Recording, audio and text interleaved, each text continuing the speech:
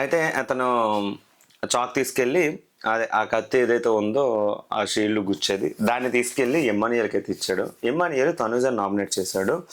ఆయిషాకి stone అర్హత ఉందా లేదా అని డిస్కషన్ వచ్చేటప్పుడు ఫస్ట్ ఏంచేమో అర్హత లేదు అని అన్నావు, తర్వాత ఏంచేమో ఇమీడియట్గా స్టాండ్ తీసుకొని అర్హత ఉందని చెప్పేసి నువ్వు మాట మార్చేసావు. ఆ ఒక పాయింట్. రెండోది ఒక పాయింట్లో నుంచేమో నేను నీ దగ్గరికి సపోర్ట్ చాలా సార్లు సపోర్ట్ వస్తే ఇక్కడ బర్నీగా ఎమ్మానియల్ కంటే నాకు ఇక్కడ ఎవరు సపోర్ట్ లేరు అని అన్నావు. తర్వాత ఏంచో గేమ్లో హెల్ప్ చేయడానికి వచ్చేసరికి బర్నీ గారు తప్ప ఇంకెవరు చేయలేదు అన్నావు. ఒక పాయింట్ మీద స్టిక్ అన్నావు. అదే నేను గేమ్లో అతను చెప్పాడు హెల్ప్కిను సపోర్ట్కి చాలా తేడా ఉంది అని. నేను అనేది కూడా అదే హెల్ప్ విషయంలో నీకు ఎన్నిసార్లు హెల్ప్ చేస్తాను, నువ్వు నన్నే నేను కూడా లేదు అనే టైప్లో నువ్వు మాట్లాడు. నాకు ఆ విషయం నచ్చలేదు. అండ్ ఏంటంటే వానర్స్ వర్సెస్ కామనర్స్ అదే టెనెంట్స్ వర్సెస్ వానర్స్ టాస్క్ జరుగుతున్నప్పుడు నేను ఫైనల్గా వరకు ఆడితే లాస్ట్లో నుంచేమో నువ్వు అప్పుడు వరకు మాట్లాడి సడన్గా మాట మార్చేసావు అనే టైప్లో వెళ్ళి తను రాముకి అయితే సపోర్ట్ చేసింది. ఆ టైంలో నుంచేమో ఇమానియలు ఇలా అన్నాడని చెప్పేసి అన్నది. ఈ విషయంలో నేను ఒక మాట చెప్తున్నా ఏంటంటే తనూజ డబల్ స్టాండర్డ్ వాయిస్లో ఉంటుంది. తనూజ చెప్పిన పాయింట్ మీద అయితే ఉండదు. లైక్ ఏంటంటే తనకి కన్వే ఏ రకంగా అవుతుందో ఆ రకంగా వెళ్ళిపోతుంది. స్టార్టింగ్లో ఏంటంటే వానర్స్ వర్సెస్ టాస్క్ వచ్చేసరికి బెట్ టాస్క్లో కూడా మనోడే హెల్ప్ చేశాడు. ఎవరు ఎమానియల్ హెల్ప్ చేశాడు అండ్ బర్నీ గారు హెల్ప్ చేశారు. అండ్ టబ్ టాస్క్లో వాటర్ టబ్ టాస్క్లో కూడా ఎమానియల్ ఒక బకెట్ వాటర్ అయితే వేసాడు. అండ్ ఈ రాము విషయంకి వచ్చేసరికి కూడా ఎమానియల్ ఎలగెలగా అన్నాడు. ఆ ఎలగెలగా అనడానికి రీజన్ ఏంటి అంటే విసిగిపోయాడు. అప్పటి వరకు ఎమ్మానియల్కి సపోర్ట్ చేస్తానని చెప్పిన మనుషులు ఇమీడియట్గా చేంజ్ అయిపోయేసరికి విసిగిపోయారు. ఇప్పుడు సంజన గారు తనకే సపోర్ట్ చేశారు అండ్ తనుజ కూడా తనకే సపోర్ట్ చేశారు. ఫ్లోరా గారు కూడా తినకే సపోర్ట్ చేశారు. ఎవరికి? ఎమ్మానియల్కి. బట్ ఎప్పుడైతే మ్యానిపులేట్ చేసిందో ఎవరు? రీతు. మ్యానిపులేట్ చేయగానే వీళ్ళందరికీ రీతు వెళ్ళి రీతు వెళ్ళి రాముకి సపోర్ట్ చేసిందని నేను అనుకుంటున్నాను. రాముకి సపోర్ట్ చేస్తే వెంటనే తను డిస్కస్ చేయగానే వెంటనే స్టాండ్ మారిపోయి నేను కూడా రాముకి సపోర్ట్ చేస్తున్నా అని చెప్పేసి ఇంకా ఎవరి పాయింట్ తీసుకోకుండా వెళ్ళి ఆ టాస్క్లోని ఇంకా రాముని వార్నర్ చేసింది. ఆ తర్వాత మిగతా వాళ్ళందరూ గ్రూప్ డిస్కషన్ చేసి ఓటింగ్ ప్రకారంగా అనగానే అప్పుడు వీళ్ళందరూ ఏకాభిప్రాయంతో వచ్చి ఇమానియల్ కూడా ఇంకా విసిగిపోయాడు. ఇంకేం మాట్లాడతాడు? అప్పటి వరకు టాస్క్ ఆడి ఫైనల్ వరకు ఉండి ఇలాగ అనేసాడు. ఇంకా కోపంలోనే అనేసాడు. దాన్ని పట్టుకొని ఈ మాట్లాడింది. ఫస్ట్ మరి అక్కడ జరిగింది ఏంటి? వెళ్ళి వ్యాలిడ్గా చెప్పేసింది కదా, రాము వానర్లోకి అవుతున్నాడు, వానర్కే మా ఓటు అని చెప్పేసి అని అన్న. మరి మిగతా వాళ్ళు కూడా ఓటింగ్ తీసుకోవాలి కదా. ఫ్లోరా గారు కూడా ఇమానియల్కి సపోర్ట్ చేస్తానని చెప్పారు అండ్ సంజన గారు ఇమానియల్కి సపోర్ట్ చేస్తానని చెప్పారు. ఇక్కడ ప్రాబ్లం ఏమొచ్చిందని అంటే రీతు అండ్ తనుజ కూడా ఇమానియల్కి సపోర్ట్ చేస్తానని చెప్పి మనోడు రాముకి సపోర్ట్ చేయాల్సి వచ్చింది. ఎందుకునంటే వానర్స్ వర్సెస్ టాస్క్ వచ్చేసరికి రాముకి ఎక్కువ ప్రయారిటీ కావాలని అక్కడ అక్క తమ్ముడు బాండింగ్ స్టార్టింగ్ ఉండేది కాబట్టి మనోడికి ఆ అమ్మాయి చెప్పిన దానికి కంప్లీట్గా కన్వే అయిపోయింది. ఆ రకంగా వెళ్ళిపోయింది. ఇవన్నీ తీసుకొచ్చాడు మనోడు. కాకపోతే ఇక్కడ ఏంటంటే ఎమ్మానియల్ సరిగ్గా చెప్పలేపాడు. లైక్ ఏంటంటే అప్పుడు వరకు కూడా తీసుకుంటున్న నువ్వు స్టాండ్ ఏంటంటే నువ్వు ఇమీడియట్గా మారిపోయావు అని చెప్పి చెప్పకుండా నేను విసిగిపోయాను ఓకే అన్నాను, మరి ఏం చేస్తాం, అప్పుడే నువ్వు నాకు సపోర్ట్ చేస్తా అని చెప్పేసి సింపుల్గా వెళ్ళి నా ఓటు రాముకి అని అన్నావు. నాకు అక్కడ కోపం వచ్చింది. ఇంకా నేను ఆ కోపంలో నేను వదిలేశాను. ఇంకా అంతవరకు ఫైట్ చేసి వేస్ట్ కదా అనే టైప్లో చెప్పుంటే బాగుండేది. ఆ ఒక పాయింట్ తప్ప రిమైనింగ్ అంతా చెప్పాడు. సో ఈ విషయంలో నెగిటివ్ అయ్యాడు. అందరూ డబుల్ టంగ్ అని చెప్పేసి అన్నారు. కాకపోతే ఇక్కడ ఏంటంటే ఇమానియల్ విషయంలో నాకైతే తనూజ విషయంలో ఇమానియల్ స్ట్రైట్ పాయింటే నామినేట్ చేసి నామినేట్ చేయాలి. ఎందుకంటే లేదు అనుకుంటే ఈ అమ్మాయి బాండింగ్లు పెట్టుకొని పవన్ కళ్యాణ్ని చుట్టూ తిరుగుతూ పడాల కళ్యాణ్ గేమ్ని తిని గేమ్ని ఇద్దరు నెగిటివ్గానే ప్రొజెక్ట్ అవుతున్నారు. చాలా వరస్ట్గా కనిపిస్తుంది. షో కూడా అంత ఇంపాక్ట్ అయితే లేదు. సో ఆ రకంగా నామినేట్ చేస్తే తను ఎంత డిఫెండ్ చేసుకున్నా సరే తను చెప్పింది, నువ్వు కూడా నా బకెట్లో వాటర్ వేసావు, నేను రాము విషయంలోనే అంటే నువ్వు ఇలగలగా అన్నావు అని చెప్పేసి బకెట్ వాటర్ అయితే వేశాడు. అది మాత్రం నేను కూడా చూశాను. అండ్ రాము విషయంలో కూడా ఇలగలగా అన్నాడు, అది కూడా నేను చూశాను. కాకపోతే రాము విషయంలో అనేది ఏంటంటే విసిగిపోయిన తర్వాత అన్నాడు. అప్పటి వరకు ఒకటి జరిగింది, ఇంకోటి జరిగేసరికి మనిషికి అంత ఫైట్ చేసి ఇబ్బంది వచ్చి ఇంకా ఆప్షన్ లేక ఏం చేయాలో తెలియక మరి వాళ్ళందరూ ఒకటైపోయిన తర్వాత ఇంకేం మాట్లాడతానని టైప్లో ఇలా గణేశాడు. చూస్తున్నాడు కదా మరి రీతి వెళ్ళి అందరినీ మ్యానిపులేట్ చేసింది కదా. సంజన గారు ఒకరే ఇతని కోసం స్ట్రిక్ ఆన్ అయ్యారు. ఫ్లోరా గారు కూడా ఆఖరికి ఆమెకే సపోర్ట్ చేశారు. ఆ టాస్క్లో ఫ్లోరా గారు కూడా ఉన్నారు కాబట్టి మరి ఇంకేం చేస్తాడు.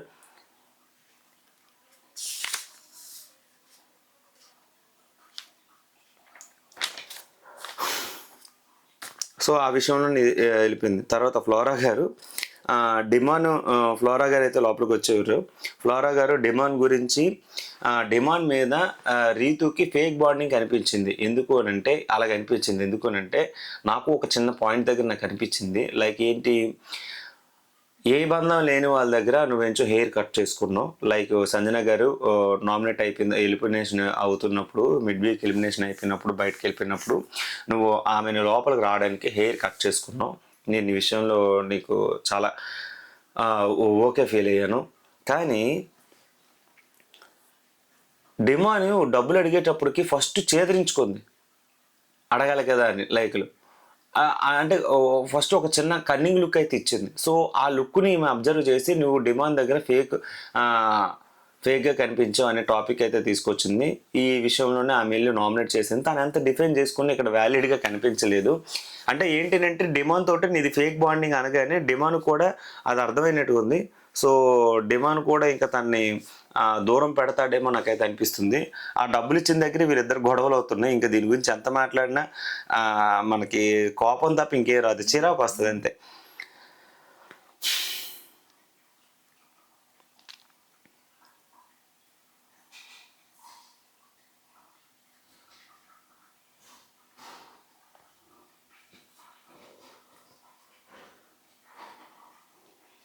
తర్వాత వెళ్ళి సుమనన్నకి అయితే ఇచ్చింది.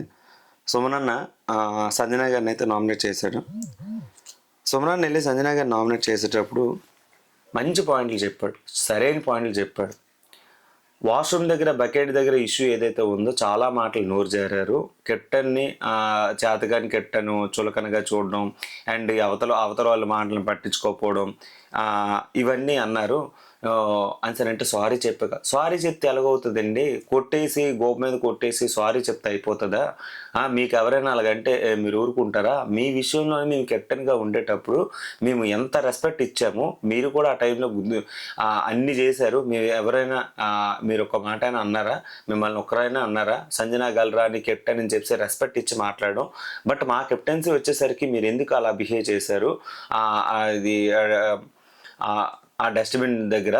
సో నాకు ఆ విషయంలో నచ్చలేదు అని చెప్పారు. తర్వాత ఈ నామినేషన్ చెప్పిన తర్వాత ఆమె ఎంత చేసినా సరే అసమర్థ కెప్టెన్ అవన్నీ ఉంచుకొని లోపలికి వెళ్ళి మాట్లాడితే సంజన గారికి తెలుగు వచ్చు. ఈ తెలుగు వచ్చిన తర్వాత కొన్ని పదాలు అయితే దొరిలేస్తుంది. అసమర్థుడు కెప్టెను, బిగ్ బాస్ టాస్క్ అవుతున్నప్పుడు డబ్బులు దొంగతనం చేసాడు, మీ యొక్క కెప్టెన్సీ వల్ల టాస్క్కి దీనికి ఎలా కంపారిజన్ చేస్తారు? ఈమె వలన హౌస్ అట్మాస్ఫియర్ కూడా కంప్లీట్గా దెబ్బతింటుంది. దీనివల్ల మాధురి గారు కూడా ఒకటే మాట అన్నారు, ఆమెకి తెలుగు వచ్చు, కొన్ని పదాలు అయితే వదులుతుంది, మరలా ఎవరైనా అడిగితే అది తెలుగు రాలేదు అనే టైప్లో బిహేవ్ చేస్తుంది అని అన్నారు. సో తప్పుల దగ్గర ఒప్పుకోవట్లేదు అనే టైప్లో ఆమె మాధురి గారు అయితే ఈ విషయం చెప్పారు. ఈ విషయంలో పెద్ద ఆర్గ్యుమెంట్ అయితే జరిగింది. ఈ విషయంలోని సంజన గారితే తప్పని ఇమానియల్ కూడా అగ్రి అయ్యాడు. ఇమానియల్ కూడా చెప్పాడు. ఇక్కడ వీళ్ళిద్దరు గొడవ జరుగుతుంటే అక్కడ వాళ్ళిద్దరు కూడా గొడవ పడించుకుంటున్నారనమాట. ఈ రకంగా వీళ్ళిద్దరిది నామినేషన్ అయితే అయ్యింది. సంజన గారికి ఏంటంటే తెలుగు వచ్చు, తెలుగు రాదని కాదు, మాధురి ఈ విషయంలో రైటే. మాధురి గారికి కూడా వస్తాయి కదా, పదాలు వచ్చేస్తాయి. గొడవలకు వచ్చేసరికి ఇంకా కొన్ని కంట్రోల్ చేసుకుందామన్నా సరే దొరలతా ఉంటాయి. ఇందులోని మనం అది అనకూడదు ఇది అనకూడదు అని అంటే అలాంటప్పుడు ఇష్యూ రాకూడదు. మరి సాయి అన్నట్టు మీకు ఎంత తెలుగు వచ్చు, అసమర్థమైన తెలుగు కెప్టెన్ అనొచ్చా అని చెప్పేసి అని అన్నాడు. వీళ్ళందరూ కూడా కోపం వచ్చింది. బిగ్ బాసే చెప్పాడు రాబిన్ హుడ్కి 420కి తేడా ఉంది నాగార్జున సార్ చెప్పినట్టు అని. సో అయినా సరే సంజన గారు ఆ పాయింట్ ఎలా తీసుకొచ్చారు నాకు ఇప్పటికీ అర్థం కాలేదు. ఇదే వచ్చిందండి నెక్స్ట్.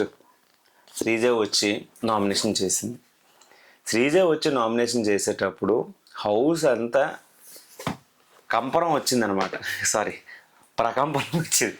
కంపరం కాదు చెప్తున్నా, కంపరం నాకు వచ్చిందేమో కానీ హౌస్లో ఉన్న వాళ్ళు కాదు. ఏంటంటే రాగానే ఎవరికి మాధురి గారికి కౌంటర్ అయితే ఇచ్చింది. మీ పేరు బయట నేను తెలుసుకున్నాను, ట్రై చేశాను, ఎవరికి తెలియదు అదని ఇదని కౌంటర్ అయితే ఇచ్చింది. తర్వాత తనుజతో కూడా ఆర్గ్యుమెంట్ పెట్టుకోవడానికి ట్రై చేసింది, నిఖిల్తో పెట్టుకోవడానికి ట్రై చేసింది. బిగ్ బాస్కి అయితే కోపం వచ్చి, మీరు బిగ్ బాస్ నామినేషన్ చేయడానికి వచ్చో నామినేషన్ చేసి వెళ్ళిపోండి, అంతేగాని మిగతావి ఏం చేయొద్దు అని డైరెక్ట్గానే చెప్పారు. వెంటనే నామినేషన్ పాయింట్ తీసుకొచ్చి కళ్యాణ్కి అయితే నామినేట్ చేసింది. నిన్ను ఒకరు క్యారెక్టర్ అసోసియేషన్ చేసేటప్పుడు అండ్ నిన్ను ఎవరైతే మనీష్ మర్యాద చేశాడో ఆ పాయింట్ తీసుకొచ్చి క్యారెక్టర్ గురించి మాట్లాడినా, నువ్వు చేసిన దాని గురించి తప్పుగా అన్నా సరే నువ్వు వాళ్ళని వదిలేసి ఒక తుప్పాస్ రీజన్ తోటి వేరే పర్సన్ నువ్వు ఎలా మాట్లాడతావు. ఇక్కడ మాధురి గారు నువ్వు చేసి కెప్టెన్సీలో నీ యొక్క అట్మాస్ఫియర్ని మొత్తం చెడగొట్టారు. అండ్ మాధురి గారితో నువ్వు బాండింగ్ పెట్టుకున్నావా, నువ్వు మాధురి గారిని ఎందుకు నామినేట్ చేయలేదు, తనుజ గారిని నువ్వు నామినేట్ చేయలేదంటే మాధురి గారిని కూడా నామినేట్ చేసే అవకాశం ఉంటుంది కదా, ఇక్కడ ఎందుకు నువ్వు నామినేట్ చేయలేదని డైరెక్ట్గా చెప్పాడు. ఇక్కడ తనుజ గారి విషయంలో నువ్వు అది ఏంటి రమ్య విషయంలో మనోడు డిఫెండ్ చేసుకోగలిగాడు కానీ మాధురి గారి విషయంలో డిఫెండ్ చేసుకోలేకపోయాడు. మాధురి గారి దగ్గర ఎందుకో భయపడుతున్నాడు అని శ్రీజకు అర్థమైంది. సో శ్రీజ కూడా ఈ విషయాన్ని గుర్తించి గమనించి మనోడిని ఈ విషయాన్ని పక్కన పెట్టి డైరెక్ట్గా నామినేట్ చేసింది. ఎంత మనోడు డైరెక్ట్గా ఇచ్చేసినా సరే యాక్సెప్ట్ చేయలేదు. అండ్ తనుజ కూడా ఒక పక్క అక్క అక్క అక్క అని చెప్పి, నేను నీకు బాండింగ్ ప్రేమ మీద కప్పు ఇచ్చేస్తే సరిపోద్దా, నువ్వు నేను ఎలా తీసేస్తాను, ఎవరు ఆట ఆడదే కదా, ఎమానియా లేకుండా నువ్వు సపోర్ట్ లేకుండా నువ్వు వాడలేదు, బెట్ టాస్క్లో బర్నీ గారు లేకుండా నువ్వు వాడలేదు, చాలా వరకు నీ ఇండివిజువల్గా నువ్వు తగ్గిపోయింది, ఎవరో ఒక సపోర్ట్ అయితే తీసుకుంటున్నావు అని లాస్ట్ టైం కూడా నేను ఒక గేమ్లో మీకు హెల్ప్ చేశానని చెప్పింది. ఇంకా ఈ విషయంలోనే తనుజ అంటే నేను ఇంకా ఏ గేమ్లో కూడా నేను ఇండివిజువల్గా ఆడలేదని అన్నది. తనుజ గారి ఎఫర్ట్స్ పెడుతున్నారు. ఇక్కడ ఈ విషయంలో శ్రీజ చెప్పింది కొంచెం వ్యాలిడ్గా లేదు, కొన్ని విషయాలు సపోర్ట్ అయితే ఉంది, కొన్ని విషయాల్లో వ్యాలిడ్ లేదు అనిపించింది. సో కొన్ని విషయాలు అంటే అన్ని గేమ్స్ అని చెప్పలేం కానీ 2-3 గేమ్లు అయితే తను ఇండివిజువల్గానే ఆడింది. కానీ ఇక్కడ ఏంటంటే సపోర్ట్ అయితే మనం ఫైనల్గా ఆమె ఏదో రకంగా ఎక్స్పెక్ట్ చేస్తుంది కాబట్టి ఆ రకంగా గేమ్లో తన్ని చెప్పింది. కానీ పాయింట్ ఏదైతే చేసిందో వెళ్ళి కళ్యాణ్ అయితే నామినేట్ చేసిన తర్వాత మాధురి గారు ఇచ్చాము, రీతుని అయితే నామినేట్ చేశారు. చాలా అంటే చాలా ఇబ్బందికరమైన మాటలు అయితే అన్నారండి. రీతు విషయంలో నాకైతే ఇంత టార్గెటెడ్గా ఒక పర్సన్ని ఇంతమంది టార్గెట్ చేస్తారా నాకైతే అనిపించింది. కొన్ని విషయాల్లో రీతుని చాలామంది నామినేట్ చేయడానికి కానీ గేమ్ పరంగా తను స్ట్రాంగే, ఎన్ని మాట్లాడినా పడుతుంది కదా అని నోటుకు వచ్చినట్టు మాట్లాడకూడదు, తప్పనిపించింది. మాధురి గారు గ్రడ్జ్తోనే రీతును నామినేట్ చేశారేమో నాకైతే అనిపించింది. మా అందరి బాండింగ్స్ హెల్దీ, నీదొక్కరిదే అన్హెల్దీ అని అంటే వీళ్ళిద్దరు బాండ్ కంటే చాలా రొచ్చు బాండ్ వాళ్ళిద్దరిది. అంటే ఈ పడాల కళ్యాణ్ రీతు ఇది తనుజది చాలా అన్హెల్దీ బాండ్, చూడడానికి కూడా నాకైతే కంపరం వస్తుంది. మొన్న పడుకునేటప్పుడు కూడా మనోడు అలాగా దగ్గర నుండి చూడడం కానీ ఆ క్లోజ్గా అబ్జర్వ్ చేయడం కానీ, ఇంతమంది ఒక అమ్మాయి ఒక అబ్బాయి వలన ఇబ్బంది పడుతుందనంటే తనుజ ఎన్నిసార్లు ఇబ్బంది పడినా సరే అప్పుడే నాగార్జున గారు కూడా అడిగారు, నువ్వేం ఇబ్బంది పడుతున్నావు అని. చెప్పట్లేదు, నేను ఇబ్బంది పడుతున్నానని చెప్పట్లేదు. ఎందుకు బయట ఈ ప్రాజెక్ట్ అనేది అవుతుంది, చాలా వరకు ఆడియన్స్ గ్యాదర్ అవుతున్నారు, నిబ్బి వీళ్ళందరూ వీళ్ళకి సపోర్ట్ చేయడం మొదలెట్టారు. అందుకే వీళ్ళిద్దరు బాండ్ అనేది ఇంకా కంటిన్యూ చేస్తున్నారేమో నాకైతే అనిపించింది. ఆఫ్టర్ బిగ్ బాస్ కళ్యాణ్ని దేకను కూడా దేకదు తనుజ. ఎందుకంటే వీళ్ళందరికంటే సెలబ్రిటీ స్టార్డమ్ ఏదైతే ఫేమ్ ఉందో ఆ సెలబ్రిటీ స్టార్డమ్ అనేది తనుజ పక్కాగా మెయింటైన్ చేస్తుంది. బయటకు వచ్చిన తర్వాత కళ్యాణ్ని దేకను కూడా దేకదు. ఎందుకంటే ఇతని వలన చాలా వరకు నెగిటివ్గా ప్రొజెక్ట్ అవుతుంది తనుజ. గేమ్ పరంగా వాడుకొని వదిలేస్తుందనేమో నాకైతే అనిపిస్తుంది. అండ్ కళ్యాణ్ కూడా ఈ విషయం తెలుసు, తనుజ లేకపోతే నాకు బయట ఆడియన్స్ నన్ను గ్యాదర్ చేయరు, నన్ను యాక్సెప్ట్ చేయరు, సో నాకు కూడా తనుజ బాండింగ్ ఉండాలి అని. మరి రీతు డిమాండ్ బాండింగ్ అంటే వాళ్ళిద్దరిది ప్యూర్ బాండ్ అని నాకు కొన్ని చోట్ల అనిపిస్తుంది. ఎలా తెలుసా, పిల్లి ఎలకల్లా గొడవలు ఆడుకుంటారు, వాళ్ళిద్దరు సపరేట్గా వెళ్ళుకుంటారు, వాళ్ళిద్దరే తిట్టుకుంటారు వాళ్ళిద్దరు. కానీ వీళ్ళు అలా కాదు, డ్రామా చేస్తారు, అందరి మధ్యలో గొడవ పడతారు, పక్కకి వెళ్ళిపోయి ఇండివిజువల్గా ఏడుస్తారు. అది కూడా అందరికీ తెలియాలి, నేను ఆ అమ్మాయి వల్ల ఇబ్బంది పడుతున్నాను, నేను ఆ అమ్మాయి కోసం ఎడుతున్నాను, నేను ఆ అమ్మాయి కోసమే బతుకుతున్నాను అనే టైప్లో కళ్యాణ్ బిహేవ్ చేస్తాడు. అండ్ తనుజ కూడా ఎలా అంటే చిన్న కిడ్డిష్ లైక్ ఏంటంటే చిన్న పిల్ల ఎలాగో ఉంటారంటే మాధురి గారి దగ్గరికి వచ్చేసరికి వాళ్ళిద్దరి మధ్య ఒక 5 సంవత్సరాల కంటే ఎక్కువ డిఫరెన్స్ ఉండదు. కానీ మాధురి గారి దగ్గరికి వచ్చేసరికి ఈమె తల్లి కూతురు కంటే డ్రామా ఎక్కువ చేస్తారనమాట నాకైతే మాత్రం. ఇంత అంటే ఆర్టిస్ట్ అంటే మరి ఆర్టిస్ట్ మెంటాలిటీ అలా ఉంటుంది. ఏంటి అంటే ఆడియన్స్ని ఎలా అటెన్షన్ చేయాలి అనేది తనుజ గారు బాగా తెలుసు కాబట్టి ఈ విషయంలోని తనుజ గారు నాకు పీక్ స్టేజ్ అని చెప్పాలి. కానీ మాధురి గారు ఇక్కడ ఏవైతే పదాలు వదిలేరో మరి వీళ్ళిద్దరు బాండింగ్ కూడా నాకు అన్‌హెల్తీ అనిపిస్తుంది. సో మీ అభిప్రాయం ఏంటి?